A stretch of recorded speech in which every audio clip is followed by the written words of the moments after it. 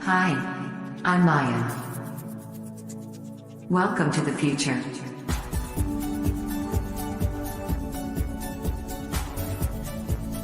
Let's change the world together.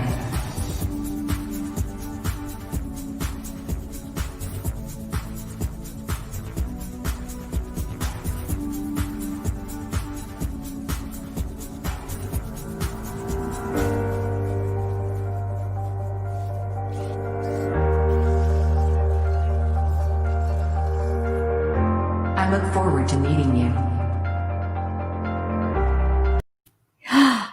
Are you spending valuable time putting out admin and operational fires instead of focusing on innovation and customer experience? Oh, yeah. This is a common problem for many founders, and our guest created a conversational AI smart bot to help you solve this problem. You just saw her, Maya. So exciting. I can't wait to learn more. It's Fab Founder Friday on the Startup Life Live Show.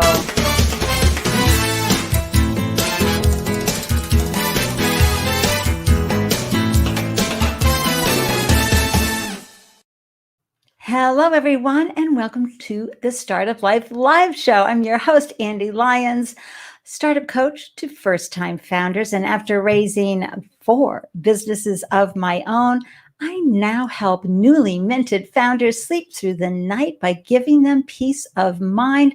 I call it Andelicious advice filled with core startup business practices and strategies and solutions delivered with high enthusiasm and an abundance of joy. Thank you for carving out time to tune in and up your founder game while cheering on a fellow founder. For those of you watching now via the replay, please like this video.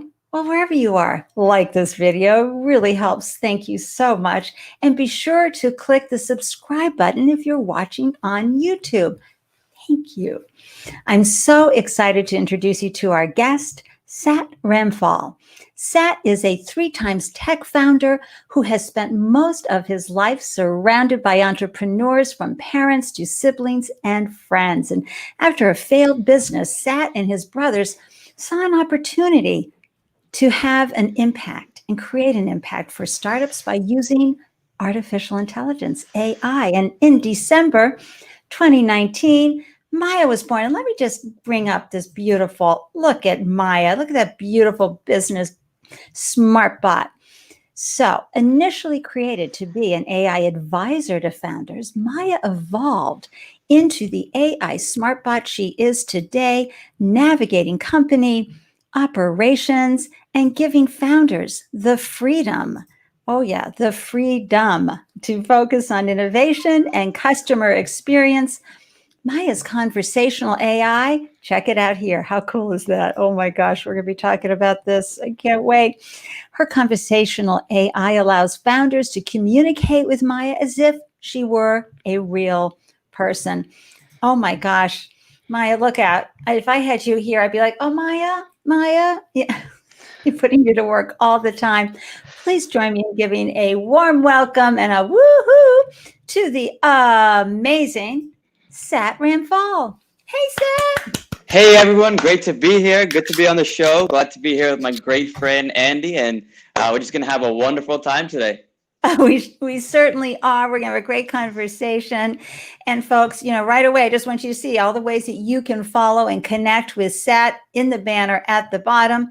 And I want to remind everybody to please post your business and website so we can amplify you and your business. I'll bring you right up on the screen, shout you out. Sat and I will go, oh my gosh, what are you doing? Bring it This on. is Come, let's go. amazing. We love that. Because, founders, we are streaming live right now across LinkedIn, Facebook, Periscope, Twitch, and YouTube. And it's a great way to reach folks. It's right here on the StreamYard platform. Where are you hailing from today, Sat?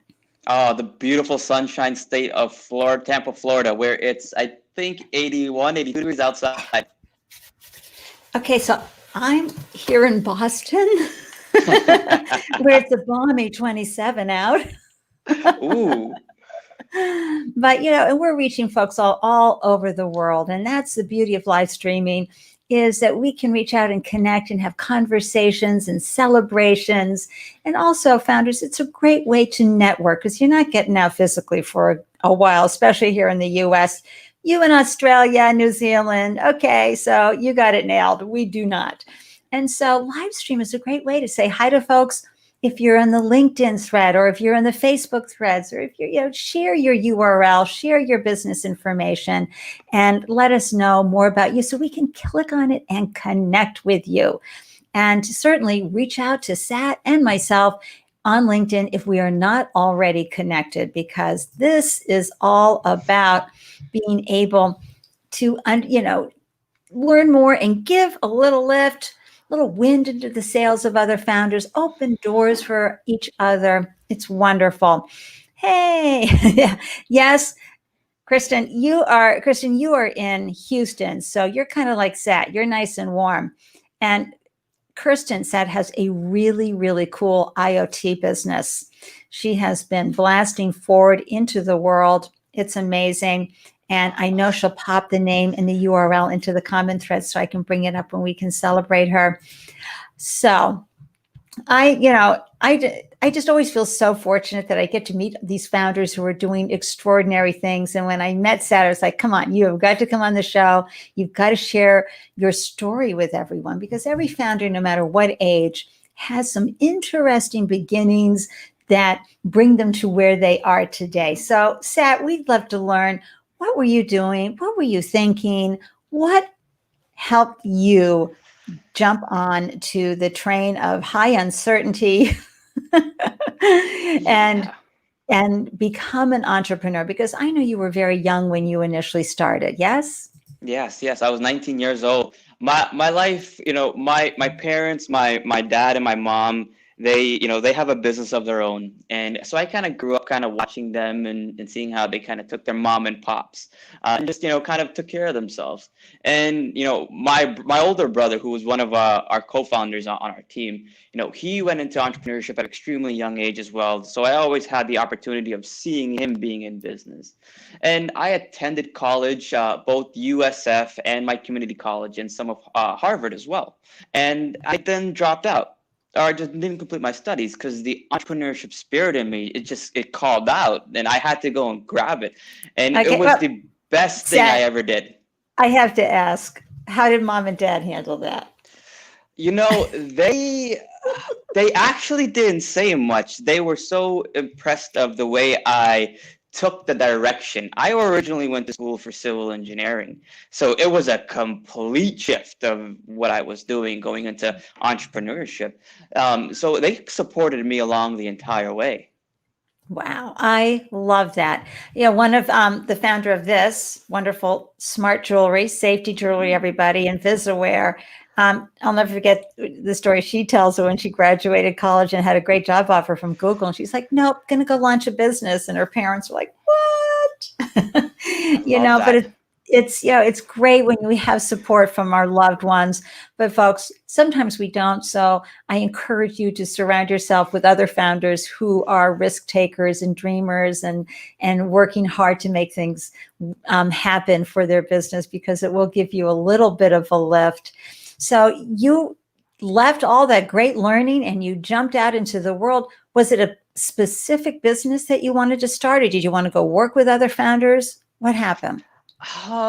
No, it was just, I was 19 years old. I was really young. So the opportunity to make money was at the top of my mind. And it definitely is not the top of my mind now. I have greater passions and interest, of course. So when we first started our first business, it's all tech, it's all web-based technology, things like that. So we were always doing technology in all of our businesses. Wow. So you were building, you were understanding, and that was your passion. So the tech was your passion and making money was your passion. So you were looking for the avenue to take you there. I love it. I'm going to bring up a couple of businesses, if that's okay. A couple of founders have shared. Oh, good. Thank you. So this is Laura. She has a premium olive oil business called Zaze. Folks, this is what we love to hear. Her olive oil is brought to the world by female farmers who are growing and harvesting these wonderful olives in Turkey. So not only is she bringing you phenomenal olive oil, she's also supporting these female founders in Turkey. It's a wonderful mission-driven business. Yay! And then down here we have Kirsten's business, which is Blue Maestro, and it's a temperature IoT. So whether you need to, track temperature at any way, whether it's products, shipping, your kid, it's all, I think I got that right, Kirsten, but go check it out. And hold on, we're going to cover up our whole face here for a quick, okay, anybody who's watching the video, there you go. That's the whole scoop of Zaze. And this is an excellent example of being on the live stream show and sharing your business so the world can see and learn more. You never know who's watching right now, who may hop onto Zaze and order. So that's, and then Ted, you are wonderful. Thank you for sharing your beautiful Phoenix weather and your wonderful energy with us today. So Sat, and this is what I love. You dove into the technology part, but when did you start? Because technology comes in so many different forms. When did you start getting into artificial intelligence, machine learning? Like, what was it that made your heart go pitter patter about this? Yeah, so it comes from the inspiration of our last business that we were in together with my co-founding team. We kind of took all of the components that led to our failure, and there was a lot of things that led up to our failure, by the way. And when we sat down and we tried to figure out what it was, we realized that we spent so much of our time doing operational work that we never had the opportunity to innovate and grow the actual company. We weren't doing the important things that needed to be done. I spent all my time in HR or in finance or in QuickBooks or something like that. And so we tried to figure out, well, how can we help eradicate some of these tasks for entrepreneurs and founders? So that's when we started to kind of get deep into AI and machine learning technology, because AI in and of itself is there to help create efficiency. So we wanted to create efficiency in running day-to-day operations in any sort of entrepreneurship or startup life. Right. And so, I mean, when I'm thinking of machine learning, I see, we see it everywhere, reading the algorithms, reading this, doing this. But in your case, it's going to read and then help. I mean, I grew up with the Jetsons. So for me, it's trying to just really understand. Of course, I've got ALEXA right here.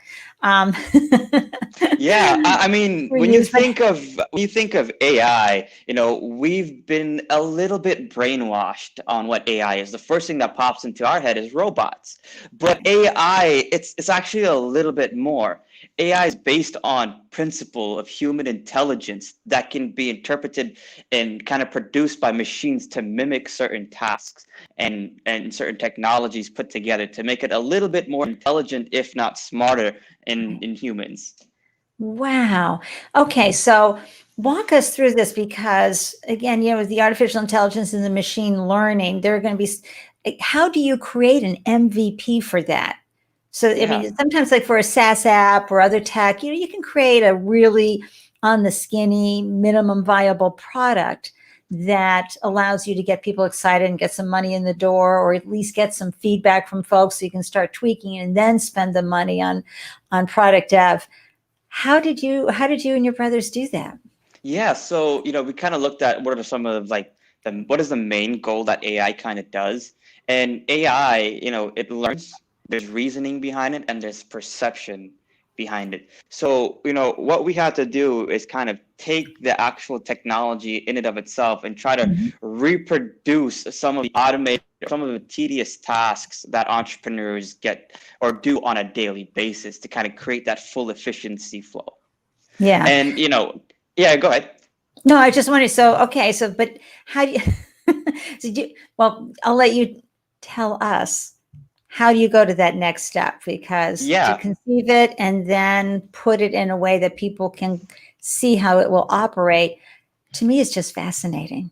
Yeah, it really, there's like two main components. There's logic, and then there's data, right? Yeah. So in order to kind of take an AI company and kind of, push an MVP or monetize it really truly, data is king. Data runs the world.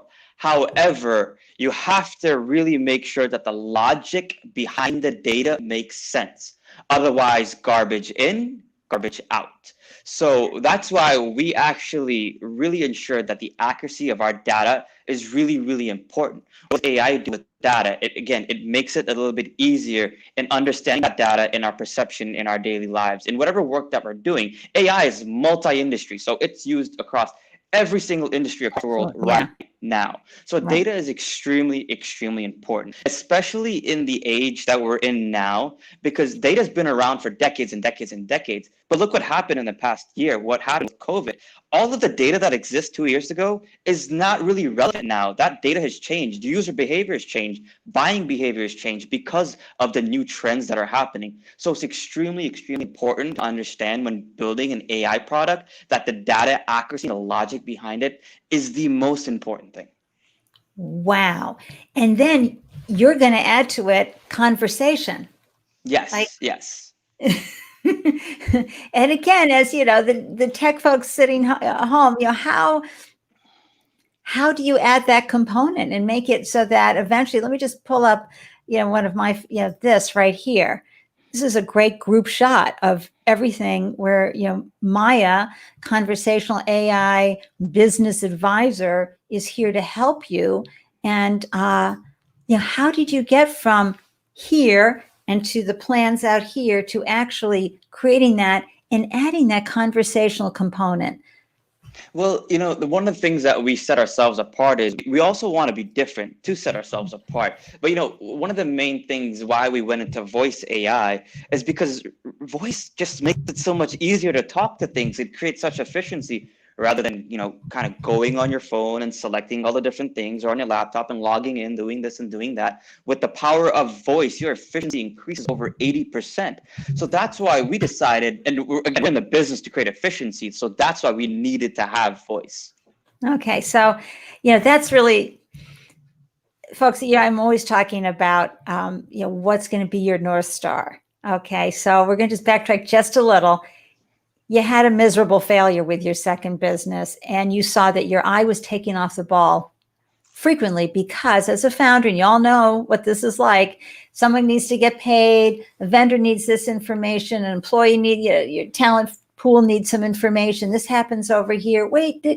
And that can be the death of innovation. And then you've got customers that you need to be building these relationships with, and all of a sudden that customer experience is dropping because sometimes these admin duties and operational duties have a high priority and you have a really lean team, right? So, that I can feel that we need efficiency and we need somebody who has our back. Feeling that may have caused you to say, look, we have got to create something. So Yeah. now you have your MVP, you've got something to start sharing and testing out with friends, family, your community. How did you, and folks, this is what we talk about all the time on the Startup Life Show, prove that value prop? Because the number one reason startups fail is because the market didn't want what they were bringing. And so proving your hypothesis that someone's going to want a conversational, a voice-driven AI smart bot to help them offload or stay on task or be reminded, don't forget it, innovation today, or, delegate this, whatever. We'll talk more about how Maya helps. How did you prove your hypothesis that folks wanted this product? Yeah, so while we were building our product, we've probably talked to over 500, maybe 1,000 businesses just to get the validation that this is something that would be useful to them. And we spoke to both successful entrepreneurs and new entrepreneurs who have not yet built anything yet. And we asked them, kind of how they would feel about a bot helping them facilitate their administrative tasks. And, some of the successful ones said, well, if I had this 5 years ago, I would have been a lot more successful. And then we talked to some of the guys who have not yet built an idea or a business, and they said, well, now that there's something like this that's in the world, it'll make myself easier to start a business. So we're getting validations from both sides of success and new idea entrepreneurs that are coming into the mix. So that's how we validated our idea initially. And then once we started building our prototype out, we reached out back to these same people to start testing, beta testing. We reached out to universities, entrepreneurship ecosystems, and we got the validation even further from there. And that's how she evolved, actually, from the advisor to the smart bot she is today, is through that whole validation process. We pivoted like 4 times before we really discovered the actual focal point of where our product needs to be. Okay, everybody taking that in. They pivoted 4 times before they got where it needed to be. This is why you do all that testing with your minimum viable product. You get that feedback and you learn more as people go, well, I'd like to see this, or I'd like to have that, or, I don't want this that you're doing, but if you could do this, that would make me very happy. So, right. So pivoting and being open and flexible that way is so, so important. That's a great question. Laura, would Maya work for high school kids or kids that are multitasking and need to be on schedule, especially with remote learning? Yeah, so this is actually a split apart question, because we're actually, one of our initiatives, so our mission is to reduce the amount of startup failures in the US by 3%. So with that, we have another small mission and initiative of ours to build a version of Maya that's free for kids, to be able to learn the entrepreneurship growth and roots from a younger age into that adulthood age.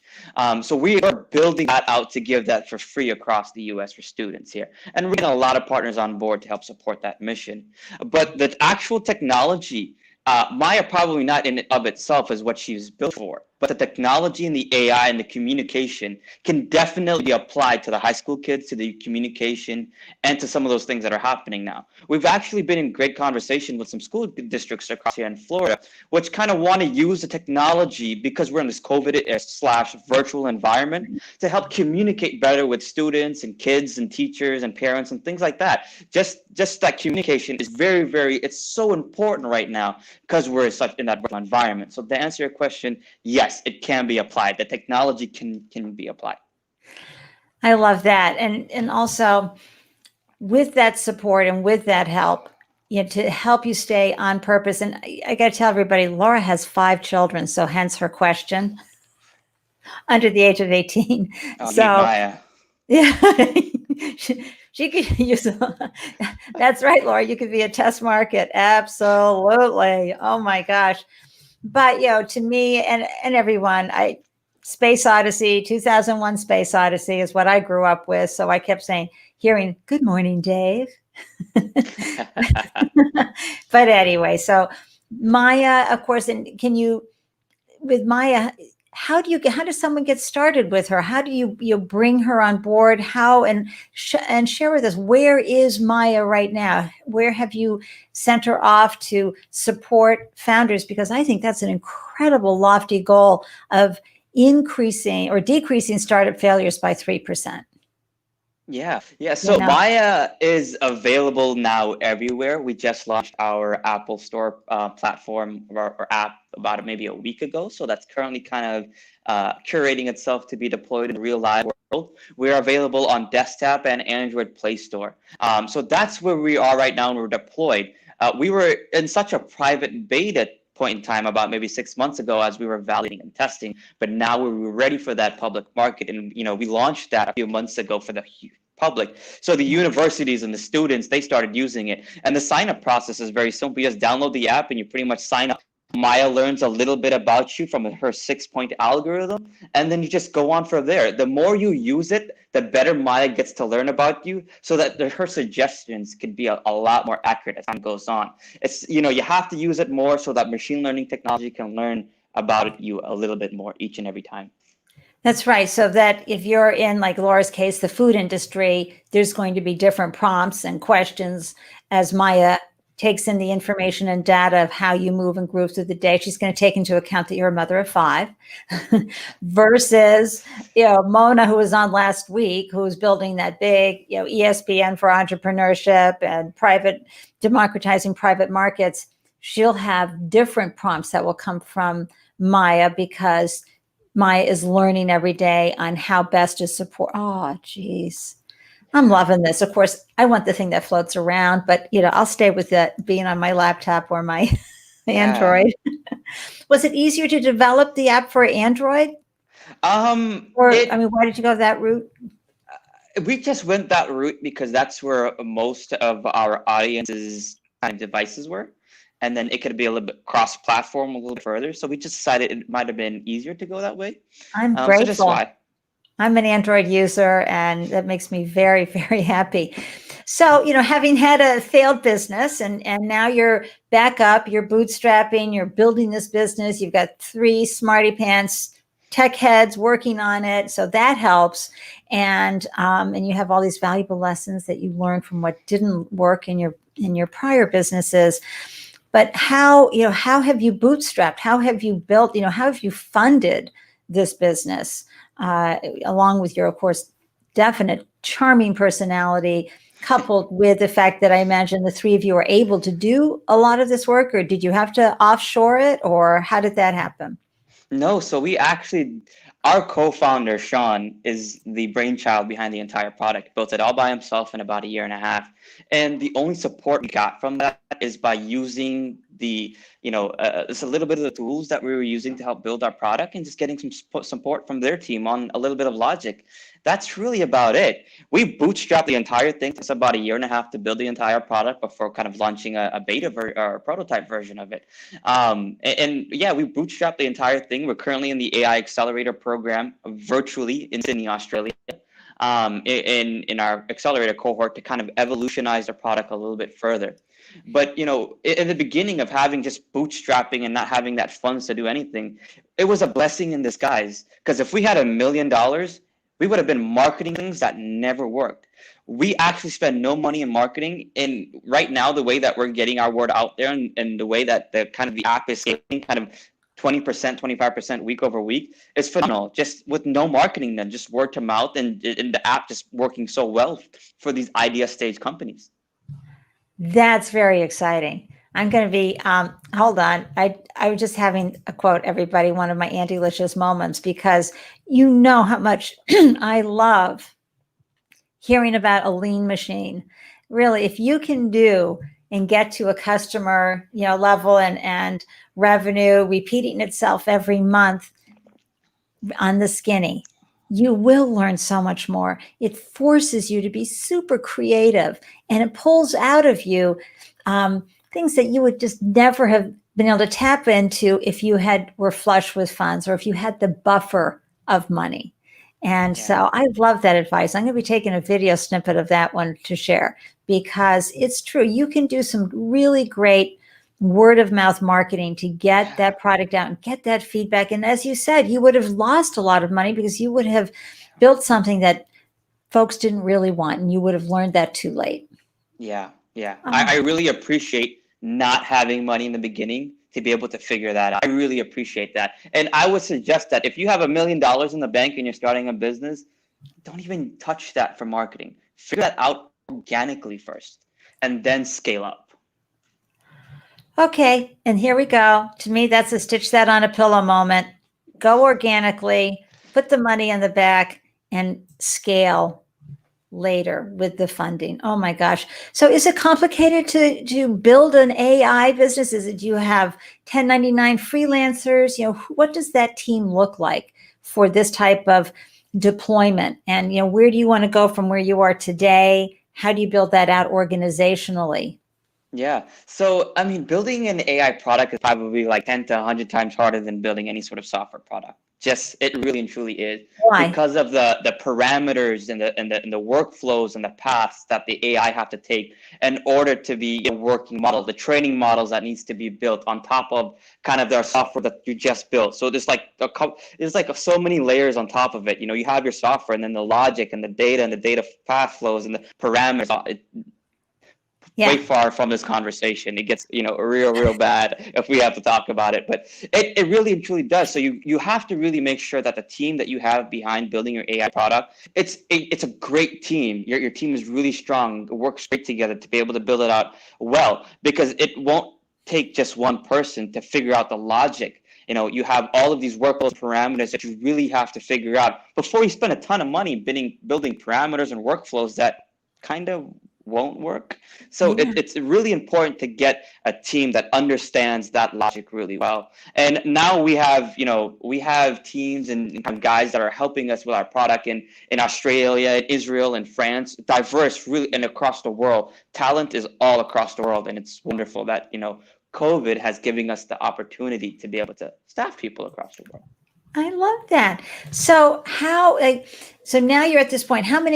Where is Maya being used right now? Locally, internationally? Where is she? Yeah, so ever since we got into the AI Ventures Accelerator program in Australia, she has gone international. Apart from Australia, in Europe, in Asia, she's gone international. So we have international users. However, that isn't our focal point just yet. That could just organically grow on its own. We're really focusing on the American market and getting the American market stabilized and using the product. Where it's being utilized right now is in multiple entrepreneurship ecosystems, whether that's your local branch for entrepreneurship centers, university entrepreneurship programs, incubators, accelerators, quote, quote, quote, dot, dot, dot. Anywhere that you can find entrepreneurship at some level, you will find Maya eventually if she's not there. I love that. And so as you're going out over the next year or two, and you're stabilizing the entry of her in the American startup ecosystem, where do you hope that she grows? And will you, as Laura said, we use this for kids? What are some of the add-on products that you'd like to bring? Yeah. So, one of the great things about being an experienced founder, we really know how to prioritize our work, our development. Our product is not even 20% complete or even 15% complete. We built the most valuable assets first to provide the most value, right? So what we're planned over the next 2 years, 3 years is right now we're building out personalization, bigger voice capabilities and understanding natural language processing so that way it can be a really diverse cross-platform for multiple users across the world in different languages. So we have the plans to really be diverse with our product and not be biased. One of the most important things, and this is just a little bit off topic, is that what's really, really important in AI is ethics. AI and ethics is probably the most important topic in existence for AI right now. You have to have ethics when deploying solutions in AI. Because when some people hear AI, they get scared about privacy invasion, things like that. And yeah, that's out there. You have bad people out there, but you also have the good people out there. So let's make sure that the vendor that you're using for the AI products, they have great ethics in what they're doing to build their products. Because at the end of the day, you are sharing information with them as well. So that's extremely, extremely, extremely important. We protect data security very high. So that's what you mean by ethics, protecting data security. Protecting data, using it the right way and things like that. We have to make sure of that. I always wonder with ALEXA what she's picking up about me. Yeah, no, it's true. She's collecting all this data on you. But, one of the things that, that's great that Amazon does secures that data. It's, you don't really hear much times about Amazon being hacked in that infrastructure for that because that's really bad if that gets hacked. That's multiple data streams from people, their age, when they were born, the color, the hair, everything. And that can be used badly if, it gets into the wrong hands. And, the companies that use AI in a bad way, they sell these data these data sets, they sell them off. That's how some of the big advertising companies are able to get your information, is because it's sold. That data is sold. Like our credit bureaus, they sell our data because of our buying behavior. So that's why these ads we see are relevant because that's the buying behavior we use with a debit card swipe. That's right. We're all very familiar with that because, you're thinking about a pair of boots and then all of a sudden there they are in your Facebook feed or your IG feed. But when you say ethics, how do you screen for that in a company? Is there a scorecard? Is there a governing body that says, you've got to, that you're an ethical AI provider? Yeah, so there's really no certification. It Mhm. becomes to the point of the actual company being publicly known to just have great ethics and provide great value to its users and customers. If you're in the dark and you're in the shade, you're going to be skeptical about it. But if you're in the light and you provide all the value, you provide all the information up front, you tell your users, be honest with them. That's great ethics. And Yeah. ethics in our company is controlled by the founding board. We have, we kind of quality assure each other to make sure that we're always for the mission and we're not for the product, or we're not, for the wrong reasons. We're always for the reason of creating entrepreneurship growth and making that our mission. So the ethics is there, and we're always telling people that. So, Seth, you brought something up that I think is fascinating, that the founding board is always going back to their code of honor, their mission. Yeah. How Yes. did you know to do that? Well, it really starts with your team. You got to make sure your team is really synced with each other. Once our team was able to be real synergetic with each other, it was easy for us to kind of bounce ideas off, kind of quality reassure ourselves of our mission and our passion and why we're doing this. If something was kind of going in their one direction, why it needs to go in that direction, what's the reason and the mission for behind it, and at the result of it, is it going to benefit our users? That's kind of the most important thing we want to kind of focus on. Is it going to benefit the users in whatever decision that we make? And we've been like that for that behavior has been in us for all of the startups we've been in. It's so important, folks, that you really make sure that when you found your business, when you pull it together, you have a governing mission, something that is about your North Star for the company. Yes, revenue, all of that is important, but and scaling the business, but you have to constantly be revisiting your why, but it's also the mission and Yeah, it's really understanding. So, important. yeah. And did you put We it in went. writing? Yeah, we really did. We put it in writing. We had it up on our groups, our Facebook groups. We had it sometimes scribbled in our notepads. It's really important to always kind of reflect on that mission. Even if there isn't no revenue, you may sometimes think that you may want to go astray, but reflect back on that mission. We went over a year without any revenue, without a one user, or we could say a quality user, and we still kept our mission. We reflected on that and we changed and we pivoted. It was really, really important to really focus on the mission. That is beautiful advice. Hope you're all taking that in, founders. Um, I want to bring up this slide right here. So, talk about how this works. Like, so someone downloads Maya. How do you begin the conversation with her? Yeah. So with our current technology advancements, you currently cannot speak to Maya. Maya can only speak to you. We currently have a wait list for that next release, where that huge release is going to come in. So we have a huge wait list already for that. But right now, she can only speak to you. So when you come, you join up, you sign in. Maya learns a little bit about you and what stage you're at in your business using a 6-point algorithm. So what she learns is your industry, your size, your stage, your location, your budget, and then trends. And then based on that is how she can then suggest what tasks need to be done for operable growth. Yeah. Currently, with where we're at within our technology, Maya provides the most value to entrepreneurs at the ideation stage, getting into the operable point. So, what's the task that after you've filled out and probably is it like a questionnaire? You just inputting that information, she gets familiar. Does she just Yes. talk to you out of the blue? Like you're sitting there working away. She goes, Andy, you Yeah, need to remember. so that's a little scary, but she currently does not do that right now, where she will just kind of blurt out. But what she'll do is give you notifications and say, Great. hey, you have a task today. Like, hey, we know you're working on innovating your company and growing your company, but just remember, you have to incorporate your business to protect your assets. So she's making the most important operable components alive for you. Right. Oh my gosh. Yes, Whitling.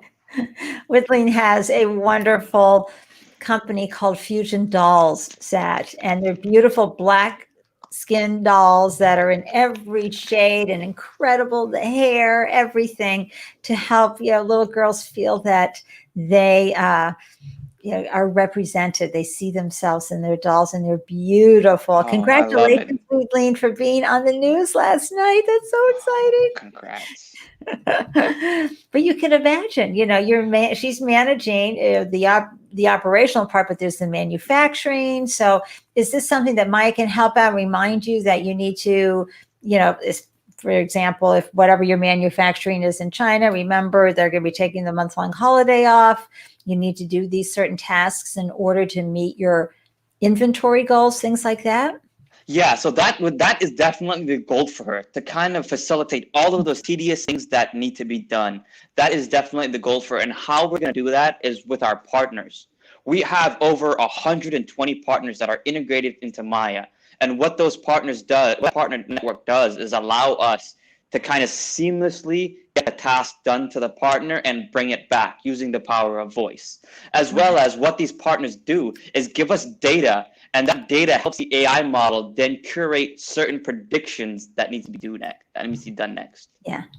And so let's talk about the revenue model.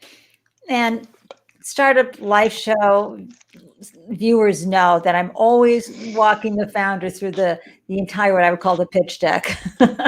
Yeah.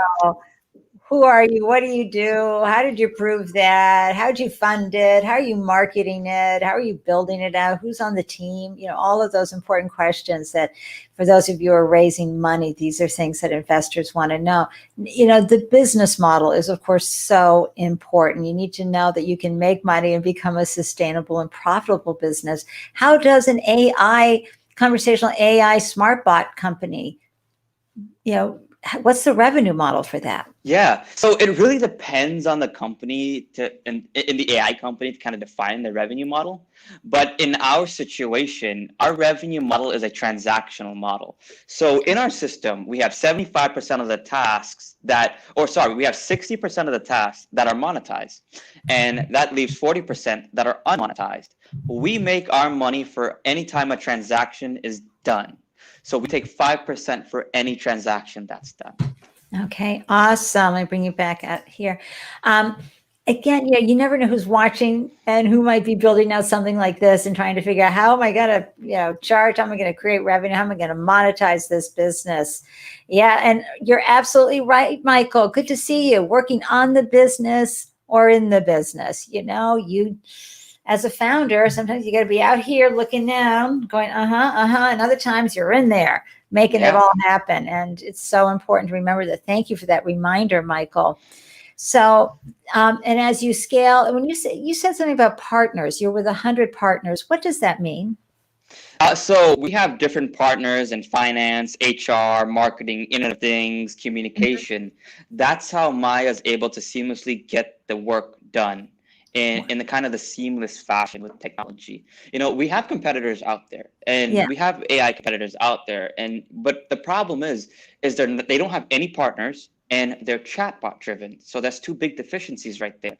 That means the efficiency of not using voice, and number two, there's humans that have to go get the work done on the back end, creating a larger resource of cost. In our end, it's quicker because the partners provide quick response times, getting the task done and getting it here immediately. So that's a huge benefactor right there for us with those partners.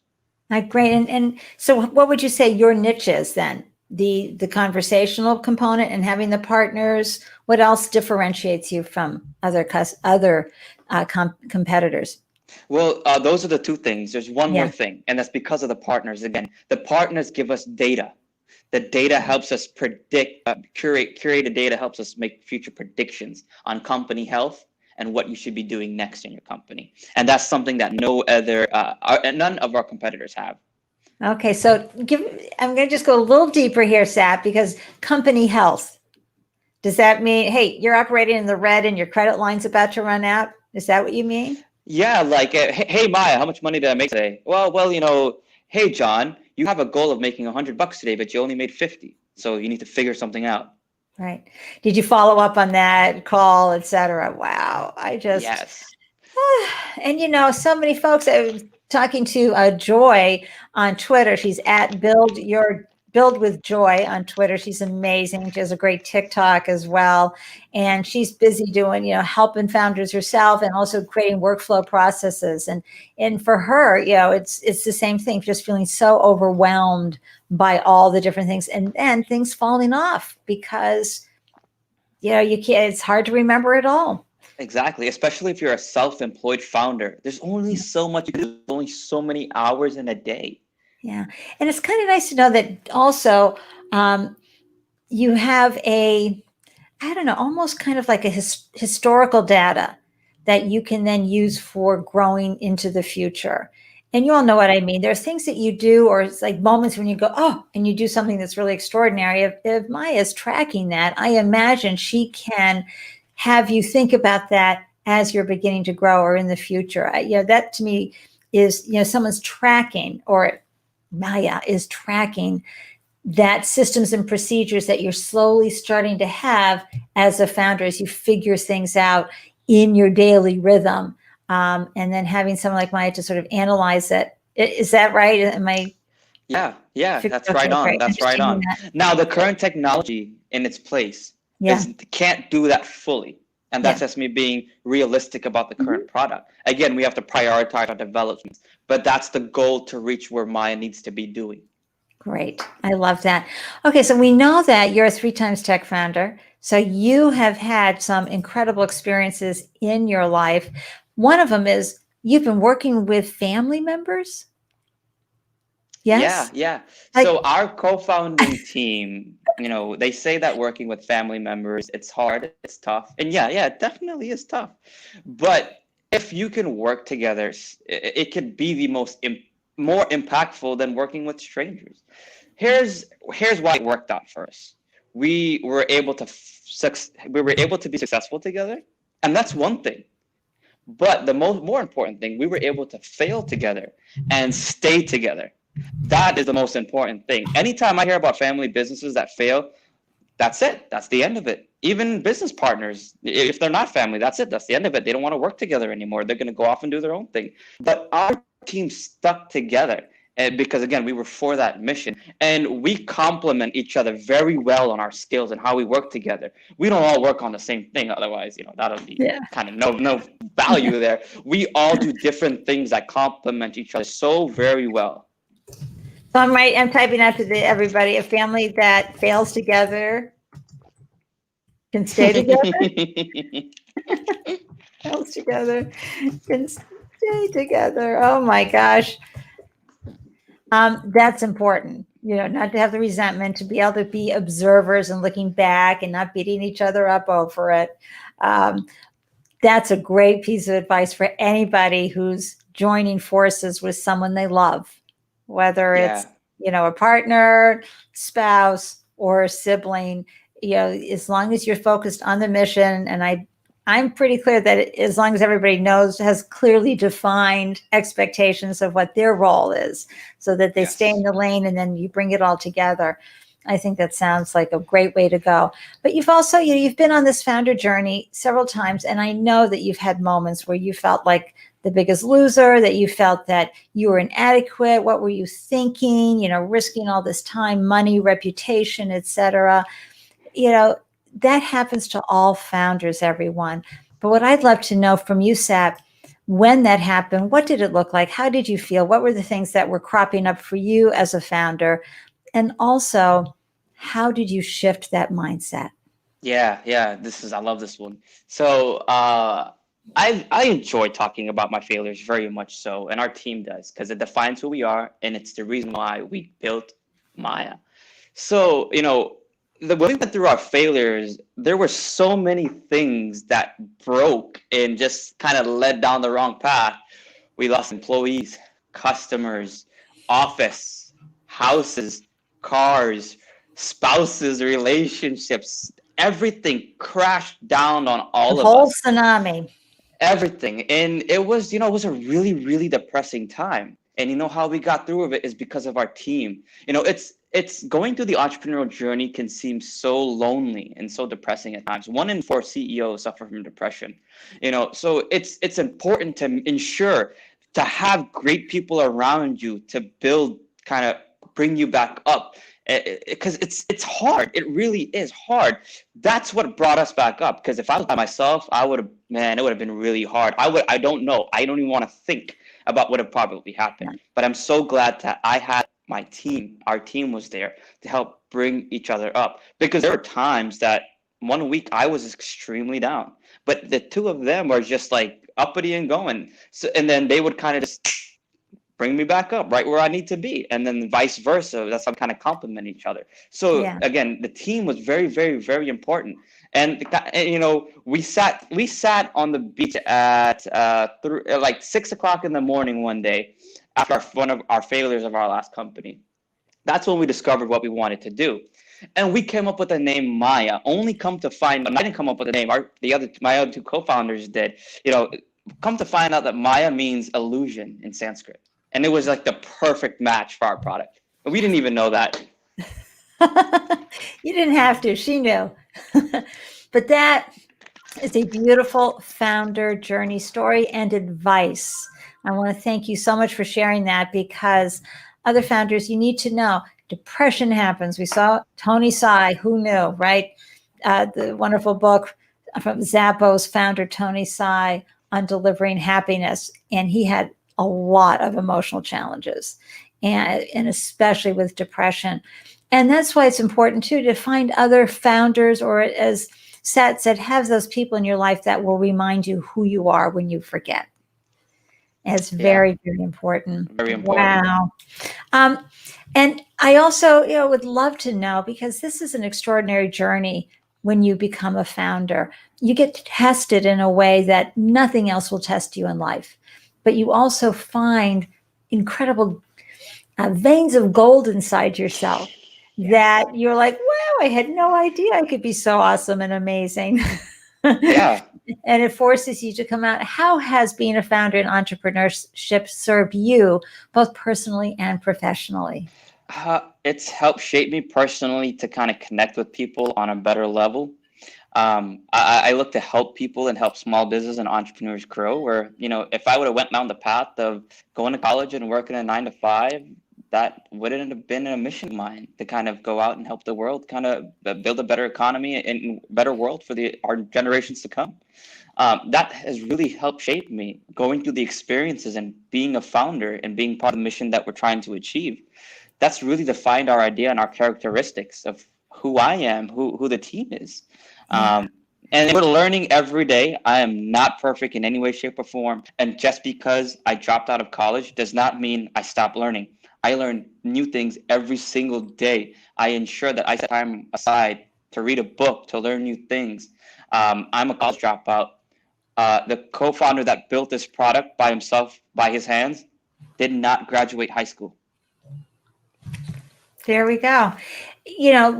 Education doesn't always come in the formal format. Correct. And so the learning that life can provide, provided that you do the work yourself, that you set up the systems and procedures and the discipline to make sure that you're growing and learning. I really see education in the future, Sat, as something that we do to learn something that's important to us, not a course requirement. And so, I mean, if you really need to learn something and statistics is going to be important to your understanding and being successful, then of course you're going to take that statistics class. Yes. I always bring statistics up, but it's going to be defined that way. And there's a wonderful product delivery company that helps shape the boxes that your products get shipped in to create the best customer experience. I can't remember their name right now, but she was sharing that same thing. She went and took the courses she needed to get better at what she needed to do as a founder. Exactly. But it wasn't about that degree. That, and when I earned my MBA, Sat, back in 1989, was anybody born yet? I was not. Okay. So anyway, when I earned it, it was important. It really added the right, credibility that you needed in order to do what you wanted to do. I couldn't have raised millions of dollars without that level of credibility. But today, not so much. Yeah, really not. It comes with their team. These days, these angels and the VCs, they're looking at your team and how well you can work together to kind of carry out a long mission that could be 7, 10 years long. That's kind of one of the most important things. I think team is the most important thing. I'll say it over and over. Yep, I can hear it. There's no I in team, everybody. No, unless you And spell it wrong. so are you raising funds now to go and scale and do the next round, or are you? Yeah, so we're in our accelerated cohort. So we're ending our cohort here at about a week or two, and then we open up our seed round in about a month and a half. And at that point, we're going to be raising capital to help take us to the next level. How may we, the Startup Life Live audience, support you, Maya, Zybite? What do you want us to know to help open a door, add some wind to your sails? Yeah. So, I mean, what we're currently looking for as an organization, as a company to help take us to the next level, we're currently partnering with more universities, entrepreneurship ecosystems. That's always great to help us bring us on board. We're getting new conversation each day. There was a point in time where we used to reach out to most of these guys. Now they're kind of reaching out to us, which is kind of incredible. We got a call from a bank yesterday. They a bank wants to partner with us. We got the call now. So, the traction is happening, and it's happening there more than ever. So we love getting the help spreading the word of Maya out to the users and the entrepreneurs at the ideation stage, getting them to the operable point so that they can build a successful business, of course. And, there's that other side. We're opening up our seed round. So we're all open to, interesting calls of angel investors and VCs that are interested in getting on board into our beautiful journey that we're on. Oh, are you kidding? Who wouldn't want to be part of your team? Remember, folks, when you're raising funds, what you're really selling is your team, your ability to implement and execute no matter what. And a lot of times having a failure under your tiara or hat is an added benefit because you had, reality hit you smack in the face. Yep. That's so wonderful. I am so happy. And LinkedIn doesn't always give me the name. So whoever this is, thank you for that. I'm so happy you tuned in. Throw out your name for me so I can say it to yourself. But I don't know why sometimes the LinkedIn username doesn't come through, but so happy you tuned in. And I just want to thank you again for joining me and sharing this beautiful vision that you have for your business and how you and your team is building something that's going to really help. I believe not just the startup community. I think you're going to find a lot of, as in what Laura said for her with the kids, I think you're going to find a lot of different applications for this wonderful product that you're pulling together. And I foresee great success.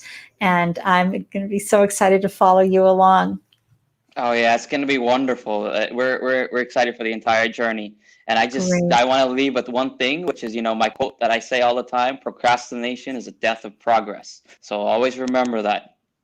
Okay, that's perfect. We love that. And let's see. Oh, there we go. That was George Whitfield of Find Our View. Thanks, George, for that. Oh my gosh. Thank you, Sat, for joining me. I'm going to say goodbye to folks, and we'll talk in the green room when I'm done with wrapping the show up. Viewers, I am so thrilled that you took time out of your day, of your life, to hear about Sat's journey with Maya, what it was like to launch an AI conversational smart bot business. I know you grabbed some great golden nuggets, especially about that procrastination. I mean, efficiency was really one of the core values that was helping them move this forward. So important to them. Experience that they had as founders did not work in that way. So again, for those of you watching on YouTube, if you could please subscribe, that would be great. Wherever you're watching, if you could like the post where the video is airing live right now, would mean the world to me. If you have any questions, you can pop them in to the chat, the threads here, but you can also reach out to Sat. He had his email right there. You can reach out to me anytime. You can always find me on Twitter at Ande Lyons and via email. We'd be happy to answer any questions and provide you with any further details. I want to remind everybody that you don't need to struggle alone as a founder. In fact, it really doesn't serve you. As Sat was saying, he has a whole team that that he turns to, and they support each other. But oftentimes we don't have that kind of support in the system. So I'd love to help you out. I do what's called on-demand coaching, which means you hire me for 10, 30 minutes, whatever works for you at the time you are in the crisis. Okay. It's easy to either reach out to me and schedule the time or book the time on my calendar, and off and running. I'll help you find a resource, solve a problem, whatever it is you're going through. You can just scan this QR code to book a free 15-minute conversation with me to learn more about how I move and groove. I especially help folks with the pitch deck review. That is my sweet spot. I teach pitch deck workshops. I've raised millions and thousands, from VCs, thousands from angels, and I co-host a monthly pitch event, which I want to everybody right now, January 28th, 7 p.m., tune in to Founders Live Boston for our monthly pitch event. We've got some great founders coming in. Let me share with you who is on next week. This is on Tuesday, January 26th. Look who it is. It's Media Prepared Eric Cox. And I got to tell you, Eric is a media and communications veteran with over 20 years experience in the related fields of TV news, PR, marketing, and on-air talent development for news. And his passion is helping people tell their stories, and he's spent his professional life following that passion. Basically, like Weedleen, who just got interviewed the other day from our local TV station here in Boston, when someone puts that mic in your face, you want to make sure that you are ready to deliver the sound bites and the information quickly and command your moment. So again, January 26th at 1 p.m. EST, come find out everything from Eric on this. And to know whenever I post a new episode on the Startup Life Live show, please join the meetup group. Scan the QR code, join. You'll get a notification every time I post a new episode. And we've got some great folks joining us over the next few months. I don't want you to miss some of the wonderful things that they're going to be sharing. Founders, I am so in awe and wonder of the amazing work that you're doing, how you're showing up every day with that high level of commitment for your work, being willing to go through those really difficult, hard times for your business, for your mission, for where you want to go. I'm asking you to please stay strong, stay focused, and remember, most importantly, you've got this. You really do. You have it in you to make this happen and make this work. I'm so thrilled that you tuned in, and I'll see you next time. Mwah. Bye.